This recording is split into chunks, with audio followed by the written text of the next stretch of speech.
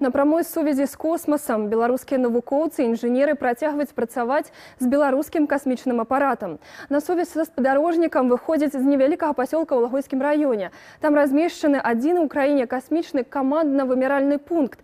Пакуль інжынеры працуюць са спадарожнікам, які ўжо больш за 3 гады на арбіце, навукоўцы ствараюць новы касмічны апарат.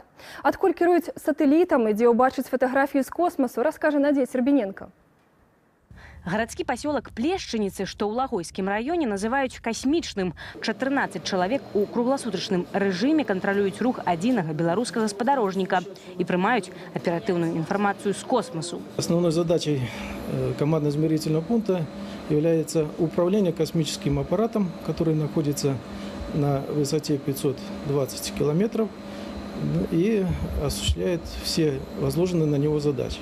І днем, і ноччу спецыялісты камандна-вымяральнага пункта выходзяць на прамую сувязь са спадарожнікам, перадаюць пэўную каманду для выканання або атрымліваюць зваротную сувязь. ЦУП, ответьте КИПу.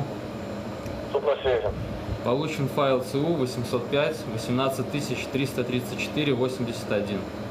Верно принял. Уся атрыманая інфармацыя ў рэжыме онлайн перадаецца ў Мінск, у Цэнтр кіравання палётамі Акадэміі навук. Даныя расшыфроўваюць і апрацоўваюць, затым пастаўляюць заказчыкам. У фотаздымках з космасу зацікаўлены ратавальнікі, метэаролагі, аграномы, тапографы і вайскоўцы. На гэтым маніторы адлюстроўваецца траса палёту беларускага касмічнага апарату. Інжынеры могуць убачыць, па якой арбіце рухаецца спадарожнік. Нядаўна ён праляцеў над Антарктыдай, а зараз накіроўваецца да паўднёвай і паўночнай Амерыкі. Каб цалкам абагнуць зямлю, спадарожніку спатрэбіцца ўсяго 95 хвілін. Зараз у Акадэміі навук працуюць над стварэннем новага касмічнага апарата.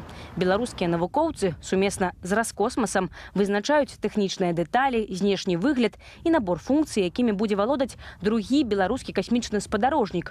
Ён пакуль не мае назвы, але ўжо вядома, што апарат атрымае удасканаленую аптычную сістэму.